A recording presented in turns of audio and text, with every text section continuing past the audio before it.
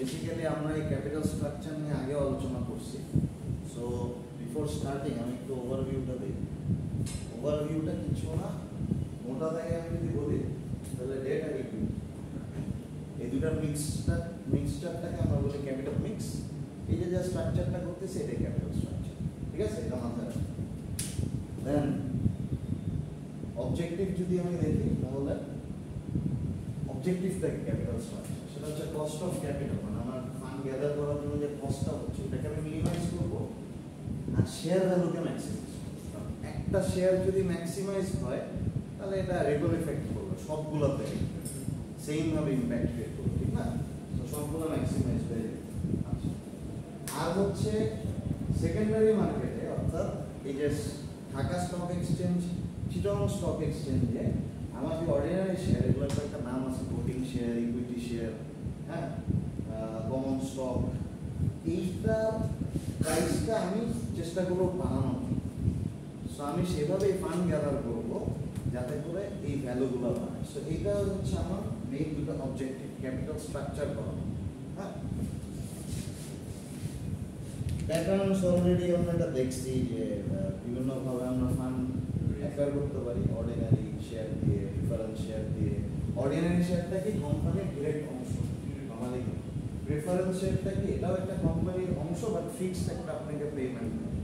হ্যাঁ, দেন ডিবেঞ্চার্স নিয়ে আমরা কথা বলছিলাম, এটা এক ধরনের বন্ড, বাট এটা হচ্ছে কোলাটেরাল ব্যাকড বাই থাকে না, এটা এগেইনস্টে কোনো কোলাটেরাল থাকে। হ্যাঁ, মানে বন্ধক কিছু থাকে। বন্ধক মানে ওইটা আমরা কি করি, যখন লোকে লোন দিই তখন কি একটা বাড়ি সত্য নিয়ে রেখে দেয় না? সো ডিবেঞ্চারে ওইটা হয়। ডিবেঞ্চারে জাস্ট কোম্পানির গুডউইলের উপরেই বন্ড ইস্যু করা হয়, আর বন্ডের তো কোলাটেরাল থাকে।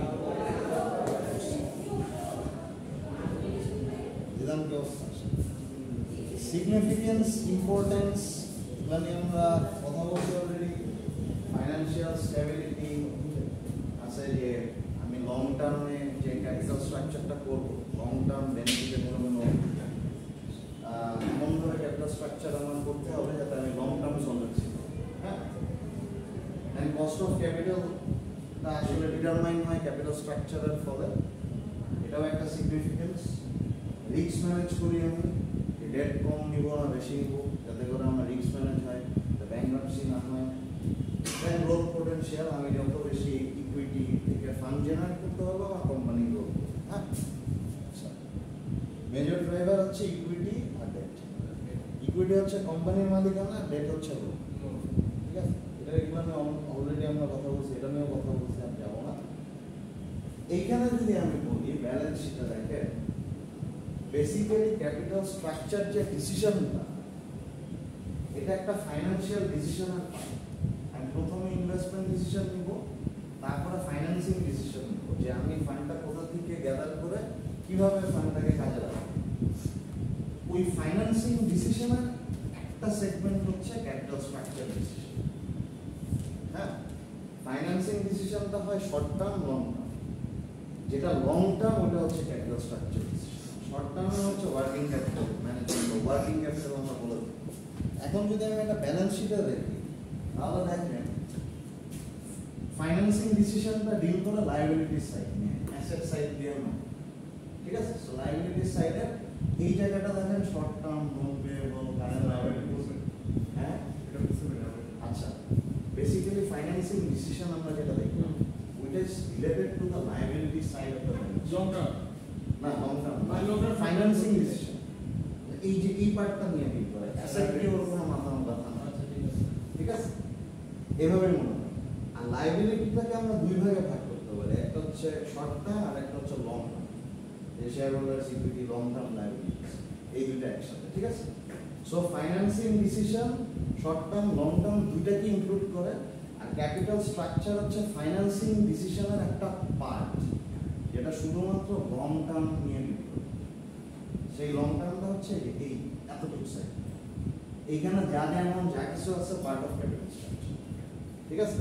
যে আমি নোটস পেয়েবল আমার কত হবে, বন্ডস পেয়েবল কত হবে, কমন স্টক থেকে কি পরিমাণ আমি ছাড়তেছি, শেয়ার হোল্ডার কি পরিমাণ আর্ন করতেছে, এভরিথিং remains within বা included in the capital structure decision ঠিক আছে ক্লিয়ার জিনিসটা আচ্ছা ফিচারস এগুলো আপনারা দেখে নিন হ্যাঁ এগুলো নিয়ে আমরা অলরেডি কথা বলছি আমরা ম্যাথে হ্যাঁ এই ম্যাথটাকে আমরা করছি একবার বলছি আচ্ছা দেখেন এটা খুব ইজি একটা ম্যাথ এটা হচ্ছে যে মানে বেসিক্যালি নেট ইনকাম ক্যালকুলেশন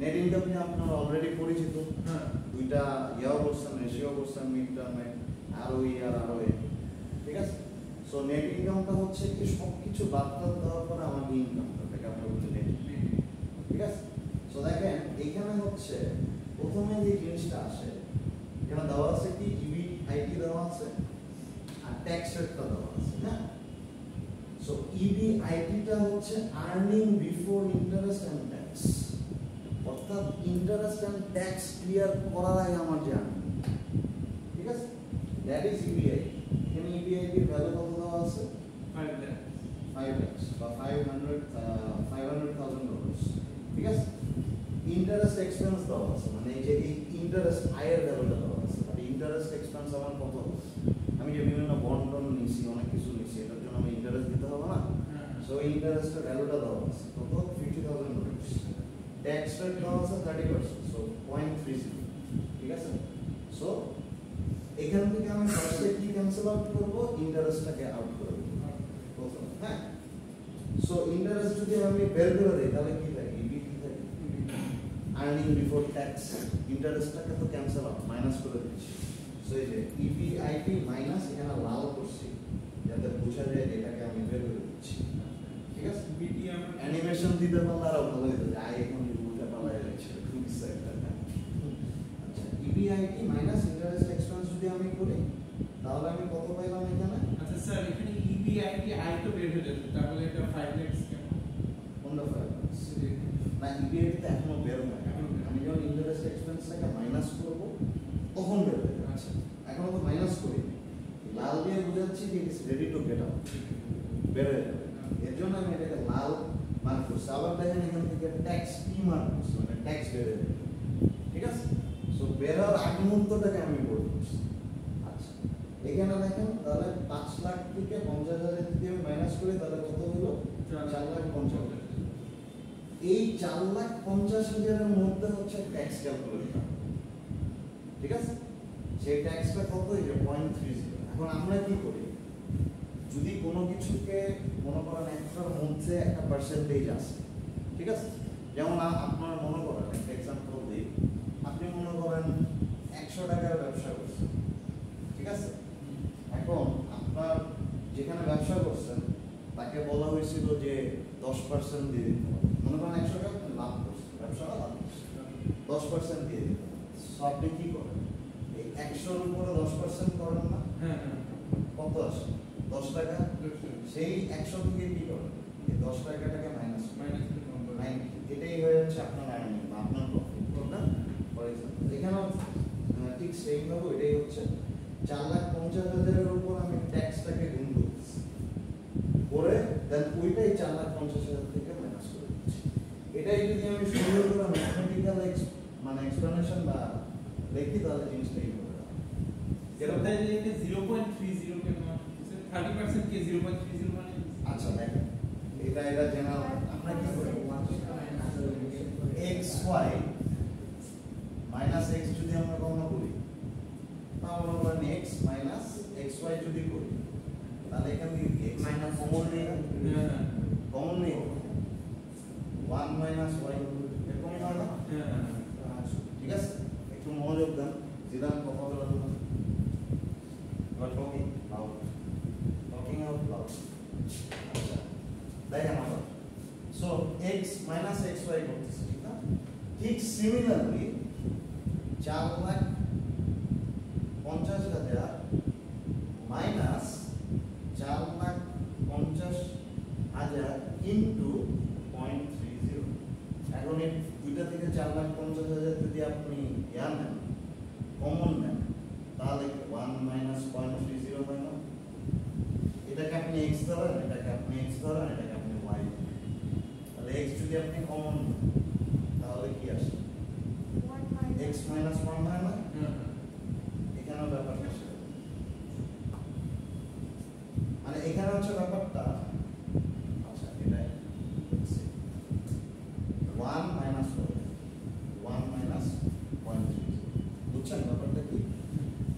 এটা হচ্ছে জেনারেল, আপনি যদি ম্যাথমেটিক্যাল মেথড মনে রাখতে চান তাহলে এই সিস্টেম আপনার জন্য।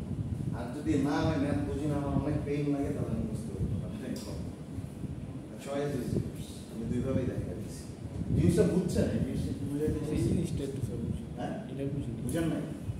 স্যার এটা যে আমাদের অ্যাকচুয়াল নেট ইনকাম বের হচ্ছে, হ্যাঁ, নেট ইনকামটা বের হচ্ছে। ইবিআইটি থেকে জাস্ট কি বলছে নেট ইনকাম। হ্যাঁ, ইবিআইটি থেকে ইবিটি বের করবেন, ইবিটি থেকে দেন নেট ইনকাম বের করবেন। নেট ইনকাম মানে কি? আমি ট্যাক্স ম্যাক্স আমার ট্যাক্সটা স্যার বাদ দিয়ে দিব। হ্যাঁ, ট্যাক্সটা বাদ হ্যাঁ, দিয়ে ট্যাক্স বাদ দিয়ে দিব। দিবেন।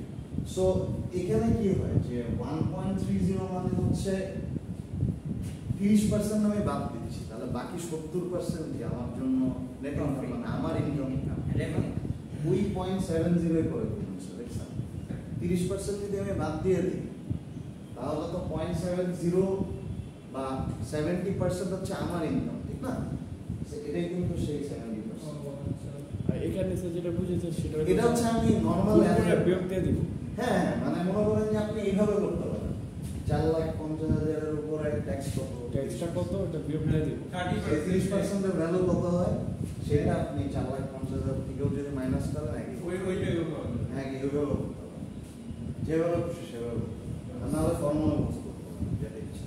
হ্যাঁ, বলতে ইন্টারেস্ট এক্সপেন্স বলতে এখানে আমরা কি বুঝতেছি? ইন্টারেস্ট এক্সপেন্স মানে সেটা হ্যাঁ, না, মনে করেন যে আপনি যখন লোন নিচ্ছেন, কারো কাছ থেকে টাকা নিচ্ছেন, আপনি তো আপনার কোম্পানিতে ফান্ড গ্যাদার করতেছেন, এর জন্য কি আপনার ইন্টারেস্ট দিতে হয় না? হ্যাঁ, দিতে হয়।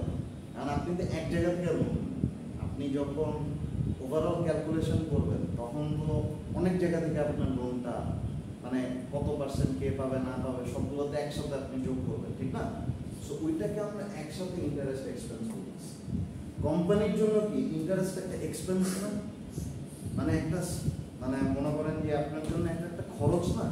মনে করেন আপনি নিজেকে কোম্পানি মনে করেন, এখন আপনি যখন কারো কাছ থেকে লোন নিচ্ছেন, ব্যাংক থেকে লোন নিচ্ছেন, তখন কি তাকে আপনার ইন্টারেস্ট দিতে হবে? এটা আপনার জন্য একটা খরচ না নাকি?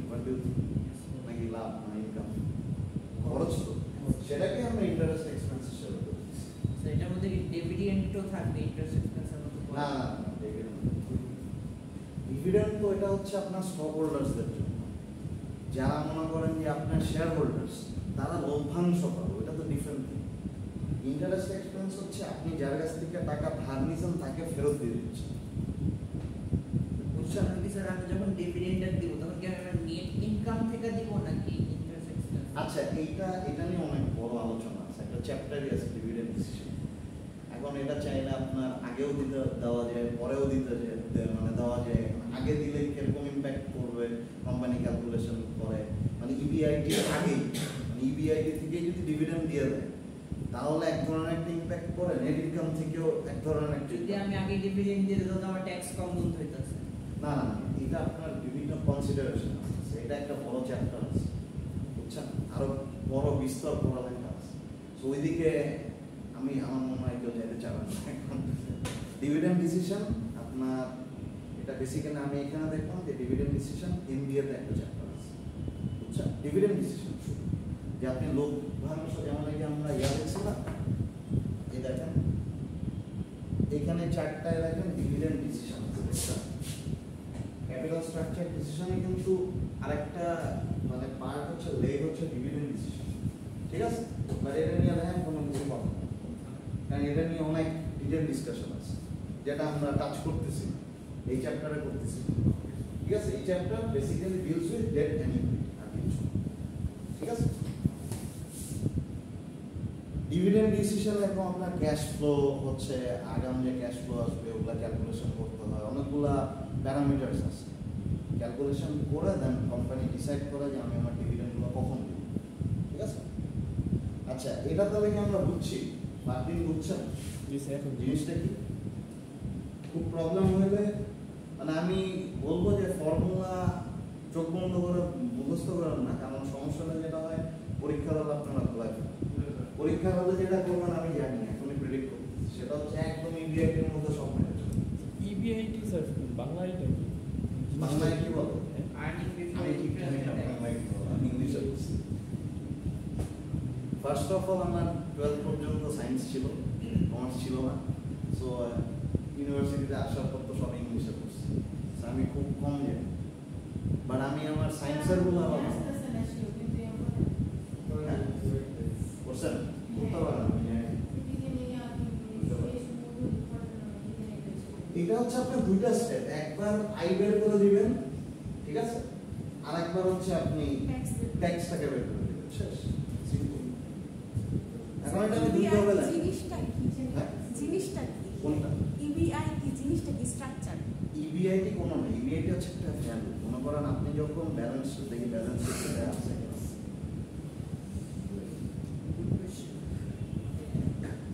ইবিআইটি এখানে লেখা আছে, এই জায়গাটা ইবিআইটি আমি দেখতেছি না, এটা ইনকাম স্টেটমেন্টও থাকবে, ব্যালেন্স শিটও থাকবে না। আচ্ছা যাই হোক, একটা ইনকাম স্টেটমেন্ট দেখাইতে পারলে ভালো হতো। আচ্ছা আমি দেখাবো, এখন তো সময় কম। আচ্ছা দেখেন, এটা হচ্ছে বেসিক্যালি কি, যে একটা কোম্পানি যখন সেলস করে, আপনার অ্যাকাউন্টিং তো করছেন, সেলসের নিচে কি থাকে, সিওজিএস থাকে, ঠিক না? এই দুটাকে মাইনাস করলে কি পান? Gross profit. তারপরে মনে করেন গ্রস প্রফিট থেকে অনেক কিছু মাইনাস করবেন, মনে করেন ফিক্সড এক্সপেন্স অনেক কিছু মাইনাস করে একটা ভ্যালু পাবেন, এটাকে আমরা বলি ইবিআই।